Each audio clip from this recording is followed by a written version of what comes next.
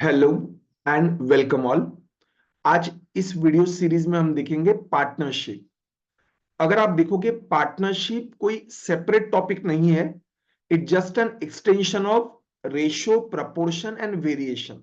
मतलब रेशियो का कंसेप्ट तो रहेगा ही रहेगा, और जो क्वेश्चन सॉल्व होते हैं उनके लिए हम वेरिएशन का यूज करते हैं, वेरिएशन टॉपिक का। अभी क्या होता है, मैं छोटे से एक एग्जाम्पल या स्टोरी से आपको पार्टनरशिप का कंसेप्ट समझा देता हूं। फिर बाकी जो एग्जाम्पल्स रहेंगे उसके थ्रू हम क्या करेंगे, एक जो आपको आइडिया कैसे क्वेश्चंस को सॉल्व करना है वो एग्जाम्पल के थ्रू आपको समझ में आ जाएगा। अब मैं क्या कहता हूं, दो लोग हैं, A and B. A and B, अगर मैं कहता हूं ए एंड बी ने कोई बिजनेस स्टार्ट किया है, बिजनेस स्टार्ट किया है या कोई बैंक में पैसे इन्वेस्ट किया, आप जैसे समझना है समझो। अगर मैं ये कहता हूं कि दोनों के दोनों ए एंड बी अगर सेम अमाउंट इन्वेस्ट करते हैं, same amount 1 lakh rupees, 1 lakh rupees दोनों के दोनों इन्वेस्ट करते हैं, और at the end of the year उन्हें लेट से 2,000 रुपीज प्रॉफिट होता है। तो आप बताइए, अगर आपका जनरल समझ भी बराबर है तो आप क्या कहोगे, दोनों का इन्वेस्टमेंट सेम है तो दोनों का प्रॉफिट भी सेम होना चाहिए। तो 2,000 आप डिवाइड करोगे 1,000 करके, दोनों के अकाउंट में डिपॉजिट हो जाएगा। बट अब होता क्या है, लेट से ए ने 2 लाख रुपीज इन्वेस्ट किया और बी ने 1 लाख रुपीज इन्वेस्ट किया। तो मैं क्या कहूंगा कि लेट से चलेगा। तो अभी भी अगर लेट से इस बार प्रॉफिट इनको हुआ है 3,000 रुपीज, तो क्या अब हम ये कहेंगे कि ए भी एक व्यक्ति है, बी भी एक व्यक्ति है, पार्टनर है, तो दोनों को 50-50 मिलना चाहिए? नहीं, आप क्या कहोगे, इन्वेस्टमेंट मैटर करता है। हमने ये सिंपल इंटरेस्ट में भी देखा है, आगे जाके आप देखोगे। और यहां पे भी हम ये बात कहते हैं कि जिसका पैसा ज्यादा उसका प्रॉफिट भी ज्यादा होना चाहिए, बराबर है। तो अब पैसे डिवाइड कैसे किए जाएंगे? तो लोग क्या कहते हैं कि जो प्रॉफिट होता है, प्रॉफिट वो डायरेक्टली प्रोपोर्शनल होता है the amount that you invest. जो इन्वेस्टमेंट का अमाउंट होता है उससे प्रॉफिट डायरेक्टली प्रोपोर्शनल होता है। सोचो ना, अगर बी 1 लाख रुपीज इन्वेस्ट कर रहा है, ए 2 लाख रुपीज इन्वेस्ट कर रहा है, तो ए जो है वो बी से डबल इन्वेस्ट कर रहा है, तो ए का प्रॉफिट भी डबल होना चाहिए। तो इसलिए हम क्या कहते हैं, प्रॉफिट जो है वो अमाउंट जो इन्वेस्ट होता है उससे डायरेक्टली प्रोपोर्शनल होता है।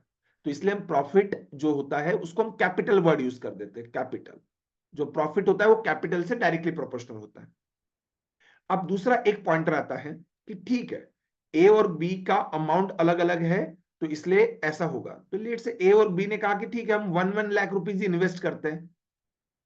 बट अब लेट से अगर मैं टाइम पीरियड की बात करूं, क्या प्रॉफिट सिर्फ कैपिटल पे मैटर करता है? नहीं, कैपिटल कितने टाइम पीरियड के लिए इन्वेस्टेड है ये भी मैटर करता है। तो अगर मैं ये कहता हूं कि ए जो है वो इन्वेस्ट करता है 6 मंथ के लिए, 1 लाख रुपीज इन्वेस्ट कर रहा है, और बी जो है वो पूरे साल के लिए इन्वेस्ट कर रहा है, मतलब 12 महीने के लिए इन्वेस्ट कर रहा है। तो अब अगर इनका प्रॉफिट 2,000 हो जाता है या लेट से 3,000 हो जाता है, प्रॉफिट कितना होता है 3,000, तो क्या मैं अगेन यही कहूंगा कि दोनों का अमाउंट इस बार सेम है इसलिए 1,500 ए को जाएगा और 1,500 बी को? नहीं। अब क्या होता है, प्रॉफिट जो है वो मैटर करता है for how much longer time you have invested your amount. क्योंकि आप खुद सोचिए, अगर आप किसी बैंक में 1 लाख रुपीज 6 मंथ के लिए इन्वेस्ट करोगे और कोई दूसरा आदमी है जो 1 लाख रुपीज 12 मंथ के लिए इन्वेस्ट करेगा, तो उसका टाइम पीरियड डबल है। तो एक तरीके से देखो ना, 1 लाख आपने 6 मंथ के लिए इन्वेस्ट किया है, उसने 1 लाख पहले 6 मंथ के लिए इन्वेस्ट किया है, और उतना ही 1 लाख नेक्स्ट 6 मंथ के लिए भी इन्वेस्ट किया है। तो जो टाइम पीरियड अगर डबल हो जाएगा तो प्रॉफिट भी उसको क्या मिलेगा, अगर कैपिटल सेम है तो प्रॉफिट क्या होगा, डबल। तो इसलिए हम ये कहते हैं कि जो प्रॉफिट होता है वो सेकंड एक चीज होती है, टाइम, जिससे अगेन डायरेक्टली प्रोपोर्शनल होता है। तो प्रॉफिट जो है वो दो चीजों पे डिपेंड करता है, कैपिटल एंड टाइम पीरियड, और दोनों से डायरेक्टली प्रोपोर्शनल है। तो मैं कह सकता हूं कि प्रॉफिट जो है वो कैपिटल एंड टाइम पीरियड दोनों से डायरेक्टली प्रोपोर्शनल है। तो इसका एक तरीके से हम ये कह सकते हैं कि लेट से कोई कैंडिडेट ए है और कोई कैंडिडेट बी है, तो उसका अगर कैपिटल ए का कैपिटल C1 है और जो टाइम पीरियड था वो T1 है, और बी का जो कैपिटल है C2 था और टाइम पीरियड T2 था, तो अगर ए और बी में मुझे प्रॉफिट शेयर डिवाइड करना है, प्रॉफिट डिवाइड करना है, तो जो प्रॉफिट डिवाइड होता है वो किस रेशो में होता है? C1 इंटू T1, ये होगा क्या, एक तरीके से रिप्रेजेंट करेगा प्रॉफिट ए का, और C2 into T2 capital into time period, वो रिप्रेजेंट करेगा प्रॉफिट 2 और प्रॉफिट बी का। ये होती है हमारी बेसिक समझ। तो आप ये अगर चीज दिमाग में रख दो करके, तो बेसिक एग्जांपल तो इजीली सॉल्व हो जाएंगे। बट थोड़ा एडवांस कंसेप्ट भी इस टॉपिक में आता है, तो पहले हम यहां पे एक आइडिया समझ लेते हैं, फिर आगे हमें एग्जांपल में जाना ही जाना है, तो उसमें कोई इश्यू नहीं। होप आपको ये समझा है। आप इसे नोट डाउन कर सकते हो करके स्टूडेंट्स, कि बेसिक अंडरस्टैंडिंग ये है कि जो प्रॉफिट है वो कैपिटल एंड टाइम पीरियड दोनों से डायरेक्टली प्रोपोर्शनल होता है। क्लियर है? तो कैपिटल और टाइम पीरियड का जो मल्टीप्लीकेशन है उस पे चीजें मैटर करेगी।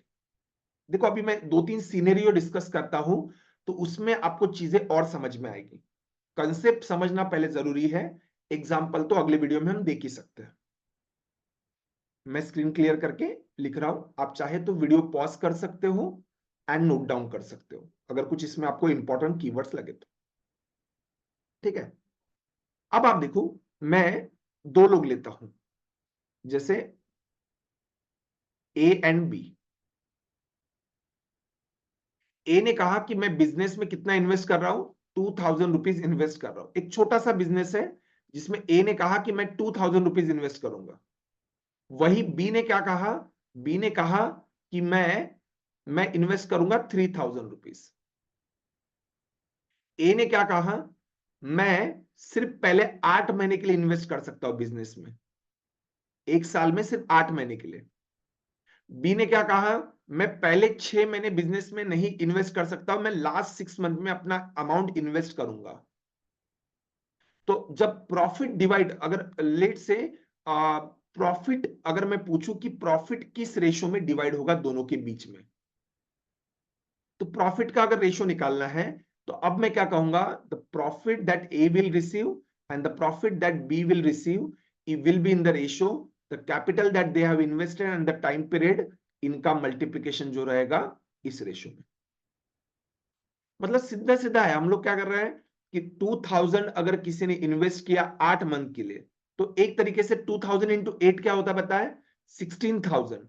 तो अगर इसके इतना ही किसी और को प्रॉफिट लेना है ना, तो एक समय में एक महीने के लिए 16,000 लगा दो, तो 16,000 इंटू 1, वो भी इसकी इतना ही प्रॉफिट लेगा, काइंड ऑफ इस तरीके से।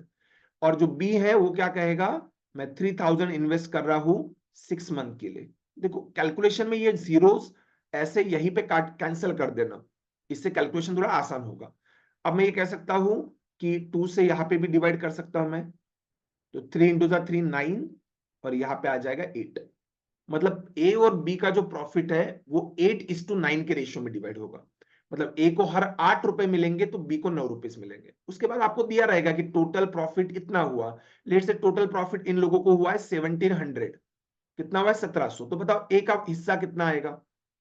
अब मैं ये कहूंगा कि देखो जब भी ए 8 रुपए प्रॉफिट लेगा तो बी 9 रुपीज लेगा, मतलब टोटल प्रॉफिट अगर 17 होता है दोनों का सम, तो हर 17 रुपीज में से ए का 8 रुपीज रहेगा, तो बी का कितना रहेगा 9 रुपीज। बट 17 नहीं, प्रॉफिट एक्चुअली कितना हुआ है 1700, 100 टाइम ज्यादा, तो ये भी 100 टाइम ज्यादा प्रॉफिट कमाएगा, दैट इज 900, और ये प्रॉफिट लेगा 800। होप आपको ये समझा है। अब ये एग्जांपल बहुत इजी हो जाता है करके, अब थोड़ी एक स्टोरी मैं अगर बना लेता हूं, तो ये ज्यादा आपको अच्छे से बताएगा कि अंडरस्टैंडिंग जो मल्टीप्लिकेशन वाला कंसेप्ट में हमको कैसे कनेक्ट करना है चीजों को। अब देखो मैं क्या कहता हूं, ए और बी दो लोग हैं। ए ने सोचा कि मैं बिजनेस कर रहा हूं, तो बिजनेस में ए ने क्या कहा कि मैं 5,000 रुपीज इन्वेस्ट करूंगा। कितना, 5,000 रुपीज इन्वेस्ट करूंगा। बी ने क्या कहा पता है, मैं करूंगा इन्वेस्ट 8,000 रुपीज, 8,000 चलेगा। पर अभी क्या हो रहा है, आफ्टर 6 मंथ, आफ्टर 6 मंथ, जो 6 महीने बिजनेस स्टार्ट होने के 6 महीने बाद, ए ने अपना इन्वेस्टमेंट और 5,000 रुपए से बढ़ा दिया, और 5,000 रुपए से बढ़ा दिया। मतलब ए के पास और कहीं से 5,000 आए होंगे, तो ए ने बिजनेस में और 5,000 रुपए इन्वेस्ट किया। और बी ने क्या किया, बी ने बिजनेस के स्टार्ट होने के 4 महीने बाद, बिजनेस के स्टार्ट होने के 4 महीने बाद 3,000 रुपए निकाल लिए बिजनेस से। उसको कुछ पैसे का काम पड़ा होगा, तो उसने बिजनेस से 3,000 रुपए निकाल लिए। तो अब अगर मैं पूछूं कि profit receive by A and the profit receive by B, इनका रेशियो क्या रहेगा? देखो, अगर आप रेशियो निकालने में कामयाब हो गए तो बाकी ये स्प्लिट करने वाला तो आप इजीली कर सकते हो।